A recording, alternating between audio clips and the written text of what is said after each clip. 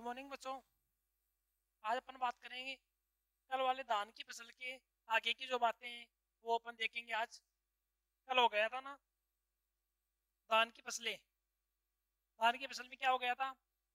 Botany name क्या होता है? Oryza sativa. फैमिली कौन सी है उसकी? कुल कौन सा है? ग्रेमिनी या पोएसी।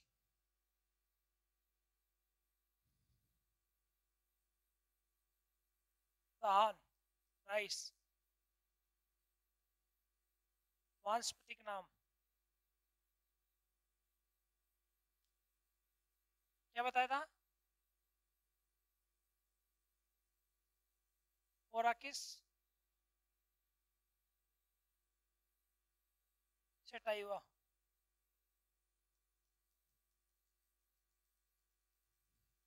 फैमिली कौन सी?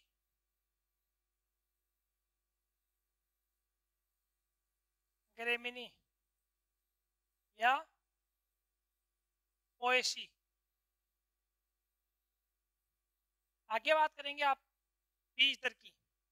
इसकी बीज दर, सीड रेट।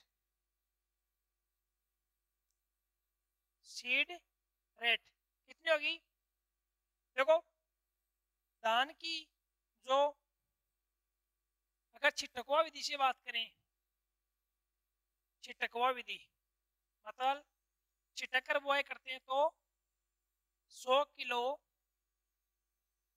प्रति हेक्टेयर। कितनी होगी? 100 किलो प्रति हेक्टेयर। अगर पडलर की सहायता से, डिबलर की सहायता से, डिबलर की सहायता से 40 से 50 किलो, 40 से 50 किलो प्रति हेक्टेयर। कितनी होगी? 40 से 50। अगर डेपोक विधि, डेपोक विधि 2 से 3 किलो प्रति वर्ग मीटर। वर्ग मीटर का क्या मतलब होता है कि एक हेक्टेयर के लिए 25 से 30 वर्ग मीटर स्थान की आवश्यकता होती है खेत की पौध तैयार करने। देखो, डेपो की विधि क्या होती है? ये जो अंतर्राष्ट्रीय चावल अनुसंधान केंद्र है, कौन सा? अंतर्राष्ट्रीय चावल अनुसंधान केंद्र। चावल अनुसंधान केंद्र कहाँ है? अरे कहाँ है? कटक उड़ीसा में या मनीला फिलीपींस में? कटक उड़ीसा में तो राष्ट्रीय चावल अनुसंधान केंद्र है। और अंतर्राष्ट्रीय चावल अनुसंधान केंद्र कहाँ है? मनीला, मनीला फिलीपींस में। इसके द्वारा यह विधि तैयार की गई है। इसकी धान की पौध तैयार करने की, धान की पौध तैयार करने की। इसमें देखो, इस विधि में न तो बीज की न तो खाद की आवश्यकता होती है, न ही मृदा की आवश्यकता होती है। इसमें क्या किया जाता है कि धान के जो बीज होते हैं उसको भिगो करें, धान के बीज को भिगो करें, भिगो करें सीमेंट के फर्श पर, सीमेंट के फर्श पर। जो सीमेंट का फर्श होता है, धान को बीजों को भिगो कर सीमेंट के फर्श पर बिछा देते हैं। उसके बाद में क्या होता है कि पॉलीथीन से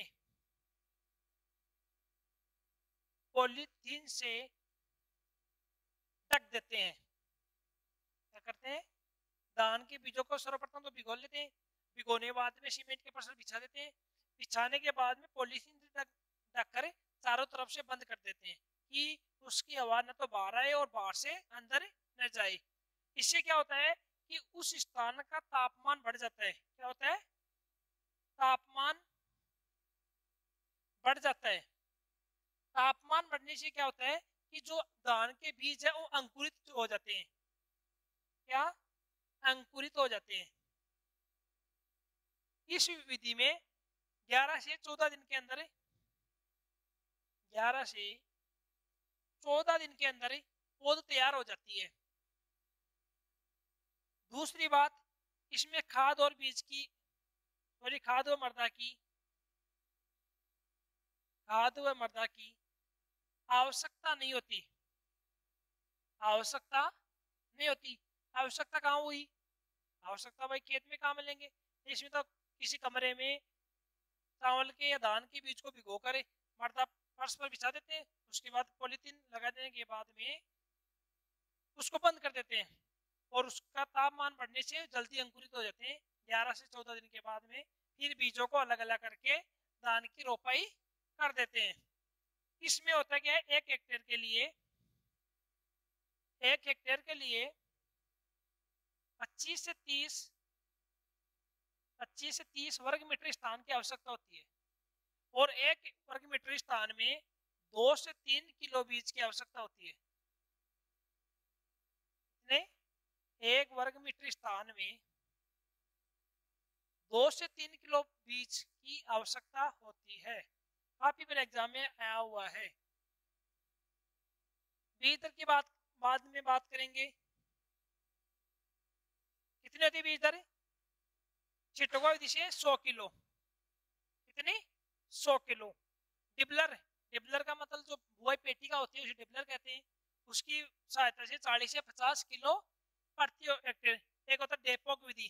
डेपोक विधि काफी बार क्वेश्चन पूछा जाता है कि डेपोक विधि बीज दर कितनी है, तो कितनी बताओगे? 2 से 3 किलो प्रति हेक्टेयर, नहीं प्रति वर्ग मीटर। एक हेक्टेयर के लिए कितना स्थान चाहिए? 25 से 30 वर्ग मीटर स्थान की आवश्यकता होती है।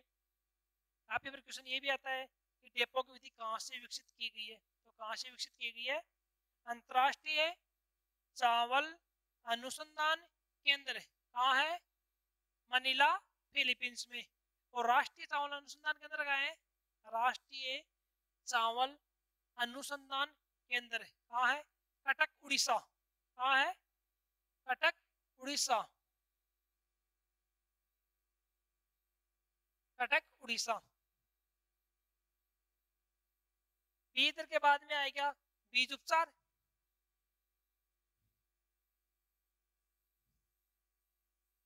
बीज उपचार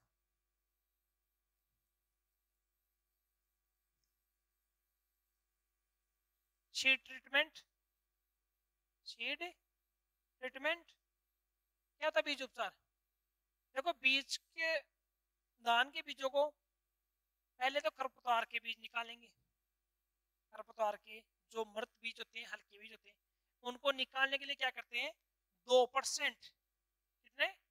2% नमक का घोल बनाकर, इसका घोल बनाकर, नमक का घोल बनाकर। 2% का मतलब होता है कि 100 किलो पानी में 2 किलो नमक।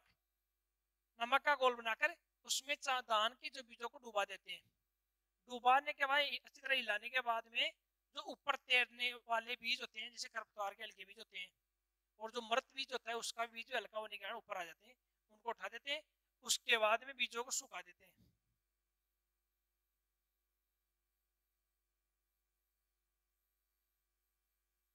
क्या करते हैं? बीजों को सुखा देते हैं। बीज हमेशा छाया में सुखाते हैं। धूप में तो उसका अंकुरण प्रतिशतता कम हो जाती है। छाया में सुखाने के बाद उसके बीज उपचार करेंगे। पहले करेंगे 2 से 3 ग्राम 2 से 3 ग्राम कार्बनडाजिम या थायरम। क्या काम लेंगे? 2 से 3 ग्राम कार्बेंडाजिम या थायरम प्रति किलो बीज।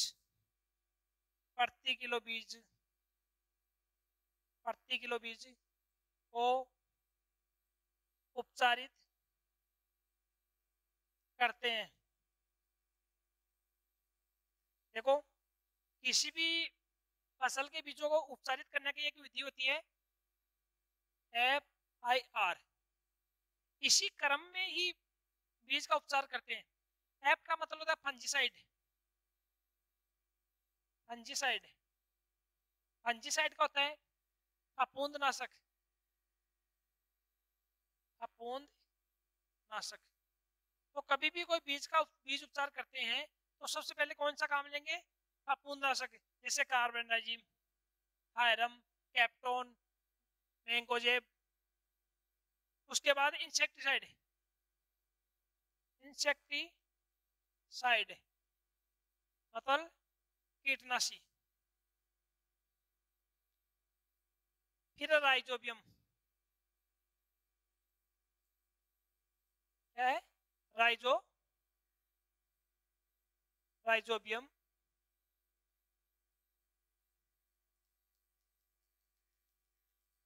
तो चावल के बीजों को क्या करते हैं बीज उपचार के लिए? पहले तो 2% नमक के घोल में बीजों को भिगो कर खरपतवार के और मृत बीजों को निकाल कर बाहर कर देते हैं। उसके बाद में छाया में सुखाकर 2 से 3 ग्राम प्रति किलो बीज को कार्बेंडाजिम या थायरम या कैप्टोन कोई सी भी एक दवाई काम में ले सकते हैं अपन। सभी फफूंदनाशक ही है। बीज से उपचारित करते हैं। फिर rhizobium culture. Rhizobium rhizobium culture से उपचारित करते हैं।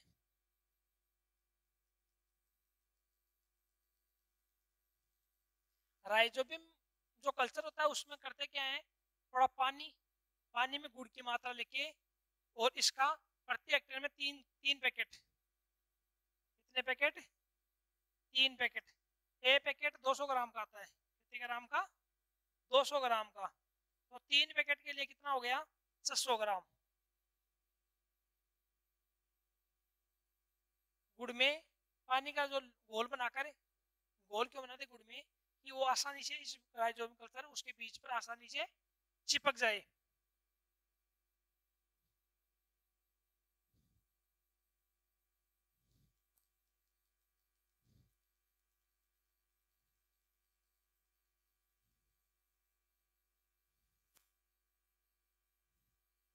बीज उपचार के बाद में किसमें वैरायटी? देखो किसमें बहुत इंपॉर्टेंट है। जो मैंने बताया था बड़ा क्वेश्चन आएगा वो किसमें आएगा? 4 किसमें पूछेगा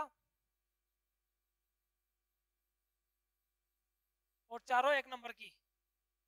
कौन सी फसलों में आता है? अनाज वाली में एक आएगा, एक दलहनी तिलहनी में आ सकता है, मसालों वाली में आ सकता है। किसमें किसमें होगी? रत्ना, जया,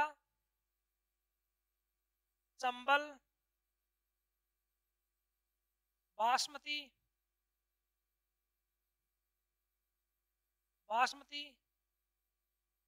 बाला, माई सुगंधा, माई सुगंधा। एक तो माई सुगंधा, एक आती है माई कंचन, माई धवल। माई कंचन, माई धवल। ये किसकी है? मक्के की। किसकी है? मक्के की। ये तीनों वैरायटियां माई कंचन और माई धवल और माई सुगंधा ये बांसवाड़ा अनुसंधान केंद्र के द्वारा विकसित की गई है। बांसवाड़ा में जो अनुसंधान केंद्र है उसके द्वारा। इसका माई सुगंधा नाम, माई नाम कैसे दिया है? देखो ये राजस्थान है,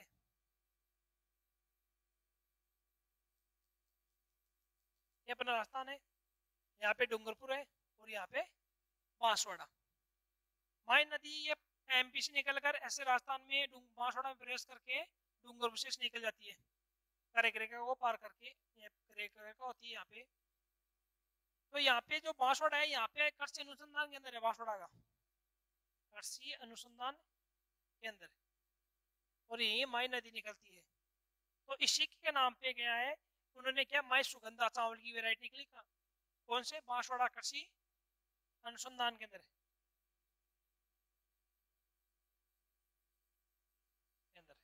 और ये भी माशोड़ राशि निकालिए भाई, एक मक्के की है। बाला, बाला ये सीधी बुआई काम में ली जाती है, सीधी बुआई। जया, इसे भारत की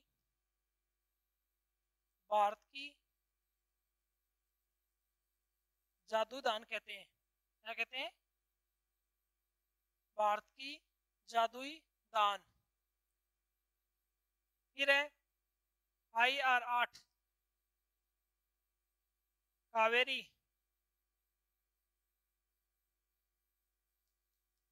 बासमती हो गया, कावेरी होगी, रत्ना, जया, चंबल, बासमती, बाला, माई, सुगंधा, IR8 जगन्नाथ, जगन्नाथ आदि। सीधी बुआई के लिए कौन सी काम में लेते? बाला। बासठ कौन सी निकलेगी? ये माई सुगंधा। जया कौन सी है? भारत की जादुई दान कहते हैं। छत्तीसगढ़ को, किस राज्य को? छत्तीसगढ़ को दान का कटोरा कहते हैं, दान का कटोरा कहते हैं। कौन से राज्य को दान का कटोरा कहते हैं? छत्तीसगढ़ को। किसमें के बाद में?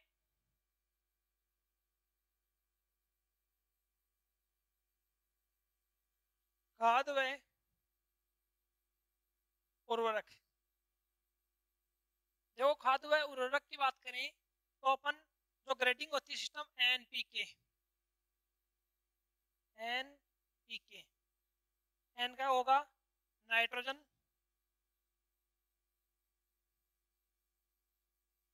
P का फास्फोरस और K का पोटेशियम। तो इसकी मात्रा लेते हैं नाइट्रोजन की 100 से 120 किलो, इसकी लेंगे 50 से 60 किलो और इसकी 30 से 40 किलो।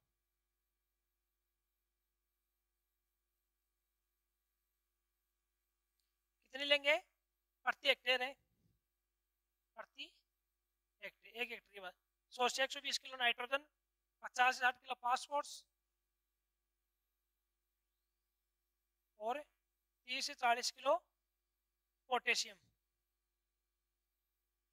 अब देखो जब धान की बुआई करने से पहले नाइट्रोजन की आधी मात्रा कितनी, N की कितनी आधी मात्रा और फास्फोरस की पूरी मात्रा और पोटेशियम की पूरी मात्रा, ये धान की बुआई से पहले मृदा में मिलाते हैं।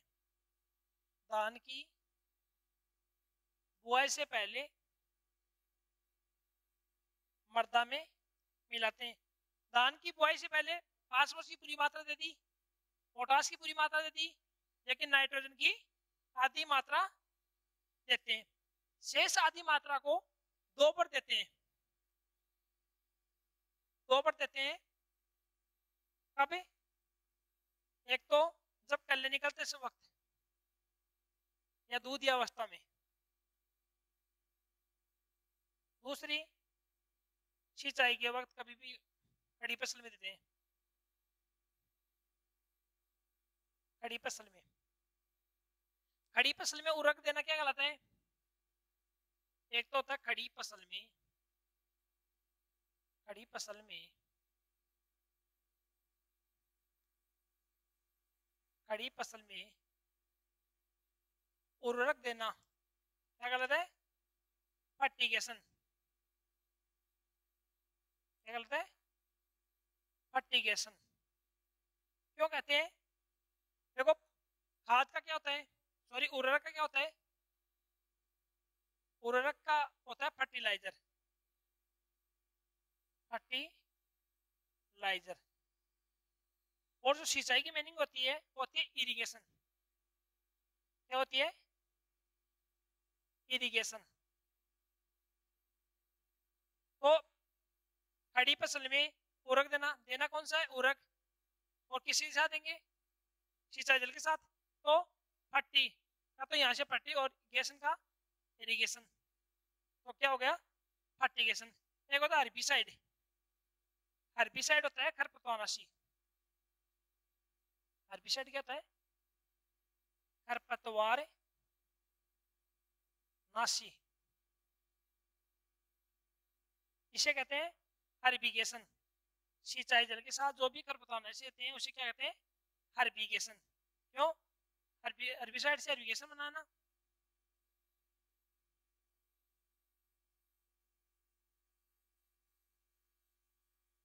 तो फर्टिगेशन क्या होता है, खड़ी फसल में उर्वरक देना सिंचाई जल के साथ। तो फर्टिगेशन, अगर कोई हर्बिसाइड या खरपतवारनाशी खड़ी फसल में सिंचाई जल के साथ देते हैं तो क्या कहलाता है हर्बिगेशन। इसके अलावा कल जेट में क्वेश्चन आया था, धान में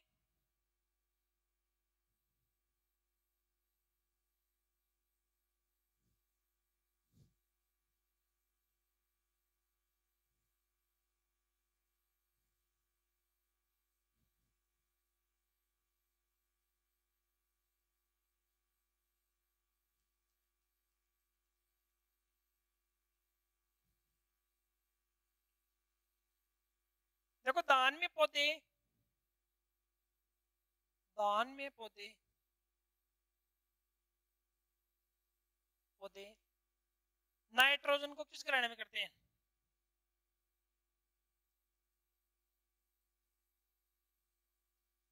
तो किसे अमोनिया, अमोनिया NH4। बाकी बाकी पौधे होते हैं, बाकी फसल एन को ग्रहण करती है, NO3 नाइट्रेट, क्या नाइट्रेट। कल क्वेश्चन आया था जेट में कि अधिकांश फसल नाइट्रोजन को किस रूप में ग्रहण करती है, तो क्या होगा नाइट्रेट के रूप में। देखो नाइट्रेट का होता क्या सिस्टम, जिससे वायुमंडल में नाइट्रोजन होती है, वायुमंडल में नाइट्रोजन होती है, कितनी होती है 98%। पौधे क्या करते हैं उस नाइट्रोजन को ग्रहण करते हैं नाइट्रेट के रूप में। लेकिन धान में क्या है कि मृदा में जो वायु होती है ऑक्सीजन, वो नाइट्रोजन क्रिया करके NO3 बनाते हैं, नाइट्रेट बनाते हैं।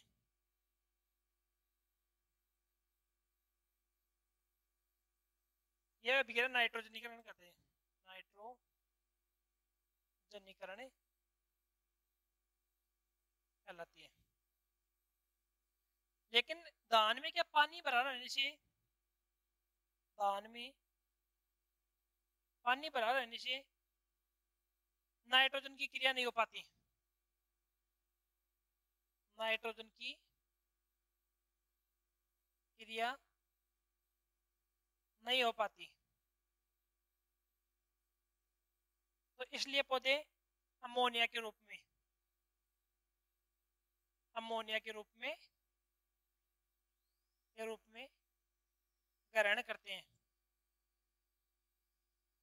एक क्वेश्चन बार बार आता है, धान के खेत में कौन सी गैस निकलती है, धान के खेत में कौन सी गैस निकलती है, मीथेन। कौन सी, मीथेन। धान के खेत में मीथेन गैस निकलती है। पूरक काम कर लेते हैं। एक तो होता है नील हरित शैवाल, नील हरित शैवाल। काफी पर क्वेश्चन आता है कि नील हरित शैवाल कौन सी फसल में काम लेते हैं। कल जेट में भी आया था, एजोलॉग आया था, BGA, BGA भी कह सकते हैं। BGA का फुल फॉर्म होता है ब्लू, जी का green, algae, blue green algae. काफी पर क्वेश्चन आता है नील हरित शैवाल है तो क्या होता है साइनो, साइनो बैक्टीरिया। देखो नील हरित शैवाल का उत्पादन कैसे करते हैं, धान की बुआई के बाद में या धान की बुआई से पहले खेत में पानी भर देते हैं। पानी भर देने के बाद में नील शैवाल की मात्रा डालते हैं। ये फफूंद आती है साइनोबैक्टीरिया, वो डालने के बाद में उस पर जिंक सल्फेट का घोल का छिड़काव करते हैं। किसका? जिंक सल्फेट का। जिंक सल्फेट का छिड़काव करते हैं। उसके बाद में वो धीरे धीरे बढ़ जाएंगे। बढ़ने के बाद में इसी बांस की या लकड़ी की सहायता से उसको तोड़कर इकट्ठा कर लेंगे, या फिर इकट्ठा नहीं करते हैं तो खेत में पटलिंग के वक्त मर्दा में दबा देते हैं, जिससे मर्दा में पोषक तत्वों की मात्रा बढ़ जाती है। एक होता है एजोला। कल जेट में क्वेश्चन आया था, एजोला एजोला खाद है या उर्वरक है या जो इसके बोलते हैं फरन, क्या होती है? फरन है। देखा ना, एजोला आजकल पशुआर के रूप में भी काम में लेते हैं। एजोला को पशुआर, छोटे छोटे बीज के दाने से होते हैं, इसे पानी में अपन नीचे खेती कर सकते हैं इसकी। जैसे नीचे खाद डाल देते हैं और उसमें इसका बीज डाल देते हैं, धीरे धीरे फैल जाएगा, उसको पशुओं में खिलाने पशुआर के रूप में काम में लेते हैं। कल आया था ये जेट में कि एजोला किस फसल में काम में लेते हैं। किस में काम में लेते हैं? धान में। और बीजीए नील शैवाल धान में।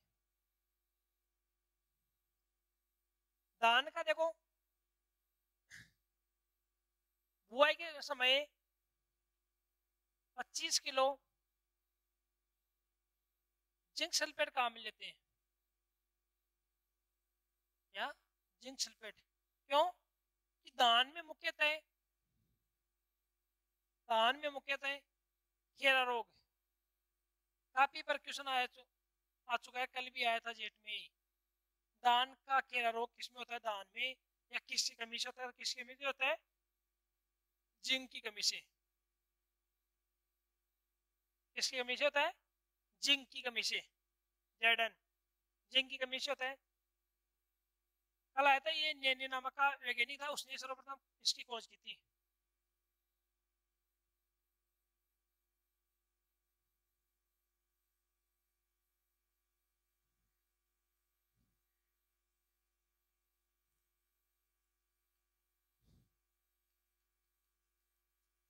ये हो गया खाद उर्वरक।